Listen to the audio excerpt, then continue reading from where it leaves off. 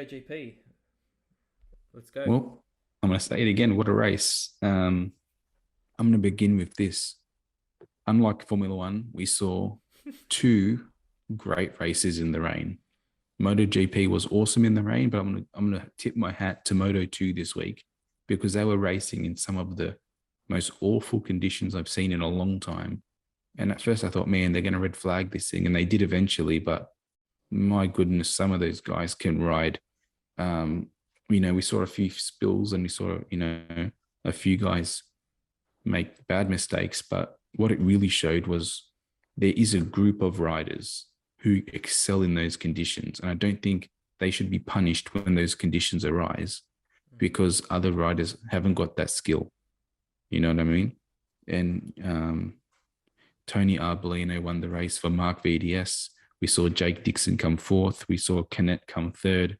I can't remember who came second. One of the Grassini boys, but these guys, well, a few of those guys are known for being able to ride well in the wet. So don't punish them, especially if they're from teams that don't usually get, a little bit of the limelight. I mean, that's what the rain is, the great equalizer. We see team riders who haven't made a name for themselves able to sort of shine. I mean, the MotoGP race was another very interesting one. We saw Miguel Oliveira win his second wet race of the year, so it's the same thing. Like you see these wet weather specialists come to the front. Jack Miller came second, looked really good as well. Not as good as Oliveira, but he's in a rich vein of form. I can't wait for Phillip Island in 2 weeks. And then we saw Bagnaia come third. Tell me. Earlier in the year, he wasn't performing, and obviously that's led to him being pushed out of Ducati. If he was showing this kind of form earlier in the season, would he have held on to that seat? Um, Um, or do you think it's just the mere fact that he has his future sorted now and he's just riding with a bit more freedom? no, I don't think him having his future sorted has done anything. Like I think if you look at the trajectory of that, but both factory bikes at the start of the year, neither of them were really riding at their highest potential. I think the bike had a lot of teething problems. But what we've seen with Ducati is that because they've got so many bikes on the grid, they have continually developed that bike to a stage now where it is, in its sweet spot. And I think you can see sort of Jack and Pecco really picking up, form at the same time of year. Mm-hmm. I mean, it's actually crazy that Jack is only 40 points behind Quadraro after That's sort of the talk about sort of his performances this year from our fellow brethren. Um, I saw that today. What's the point spread? So if you're first, second, or third, what are the points that you so gain? Quadraro is 2 points ahead of Bagnaia, 18 points ahead of Aleix Espargaro, 39 points ahead of Bastianini in fourth, and 40 points ahead of Jack Miller in fifth. So realistically, or not realistically, mathematically, Jack still in with a chance to win the championship. Massive, massive sort of outside chance, but a chance nonetheless. But I think we've seen, except for I think one spill a couple of weeks ago, he has been performing a lot better. He's got 7 podiums this year. I didn't even realize that. Like that's not a mean, like that's a pretty consistent all It's in George in Russell and season. yeah. So um like he looked really good in the wet. And then Bagnaia came home in third.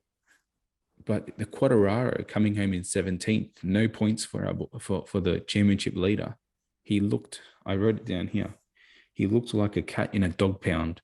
He was so timid all race, didn't look comfortable at all.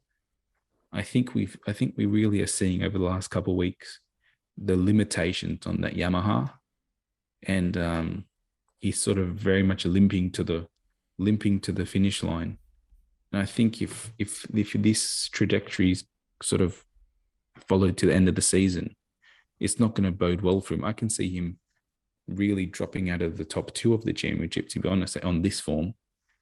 Uh, Well, coming up to Phillip Island, um, I guess what are the talking points? Like, is Jack going to be one of the favorites? Is the Yamaha going to be strong there, where he can kind of continue to defend his title? Like, what's the? I think realistically, you'd have to say Marquez would be one of the favourites because ever since Stoner's sort of left, Marquez has been the king of the island. I mean, he's coming back from injury, so I don't know if that's going to be this year. But I'm going to say Marquez first and foremost, just because of what history has shown us. Other than that, I think it could be any of the Ducati boys. I'd love for it to be Jack. I'd love to see Jack win on a Ducati at Phillip Island and sort of, or I'd just love to see Jack win at Phillip Island. To be honest, it's been years since I've seen Stoner win there. So get another boy, Aussie boy on the top step. So yeah, I think Jack's really in a vein of form where he's got the confidence, I think, to push for it. The only thing with Phillip Island is that it's all mid corner, and Jack burns up his tires. We know that. So can he hold it out for a whole race? I don't know, but he looks like he can find confidence in the hard tires at the moment, and he's going to need to run that if he's going to have any chance of surviving at Phillip Island and winning the race. So we'll see, but I think this is the best form he's ever been in coming into Phillip Island. Will it suit the Yamaha? I don't think the Yamaha has any advantages. Like this iteration of the Yamaha has any advantages over the Ducati anymore after what they seem to have done to the Ducati since the mid-season break. So I don't know. I really don't know if Quartararo is going to be at the races. I hope he is, because I think the championship will look really interesting if he's not.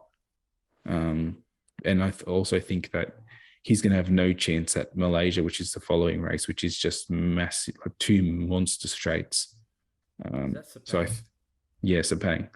So you can imagine going to Sepang that he's going to lose a lot of time to the Ducatis and to the Yamahas, not the Yamaha, sorry, the Ducatis, the Aprilias, and also the KTMs down those massive straights. So he could be looking at another very low points finish in that race as well. So he will have to maximize Phillip Island and Valencia. But does the bike have the potential? We don't know anymore. So there's 4 rounds left, and there's 2 points. 3 rounds. 3 rounds. 3 rounds. 3 rounds, 2 points, and one race that I know for sure is not going to suit that Yamaha. Okay. Especially these next 2 races, they definitely can have rain. Phillip Island is known for rain, and Malaysia is known for rain. So we're going to see a repeat of what we saw yesterday. I don't know. It's strange that they go from Thailand to Melbourne to Australia, back to Malaysia. Yeah, it's a little bit, but sounds like a Formula One calendar, all over the place. Well, I suppose it makes the return trip shorter though from Malaysia. Yeah, I guess. Up there for thinking, mate. Next level thinking. One thing I think I'll finish off on is we've seen the KTM bikes really performing well over the last probably I'd say 5 races. They've really picked up form, and we've got Jack going there next year. We know the bike can definitely perform in the wet. It's got 2 wet wins this year and another wet win last year, which is Jack's probably best conditions. But we've also seen it perform much better in qualifying, and also on race pace perform much better. So yeah, although I don't think it is the best bike of the grid, I do think on the trajectory that they're going, they're looking like it's really not a bad move at all for Jack if he's not going to be on the Ducati. If he can maximize that bike and KTM, one thing we know is that they are spending money hand over fist in this MotoGP endeavor.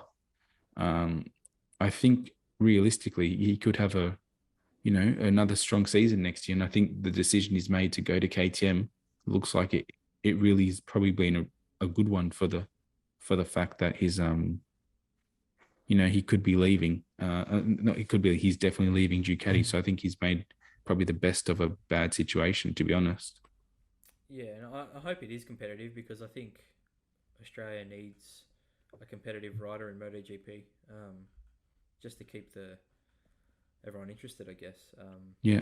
Like I would literally, other than this podcast, I would have zero interest in MotoGP if it wasn't for Jack and Remy. So the fact that Remy's leaving, we need Jack to be competitive, I guess. Because if he's out the back, like it's been a punish watching Danny Rick bloody qualify 17th and finish 15th. Like it's horrible. So we need a competitive Australian driver slash rider in these premier sports, I think.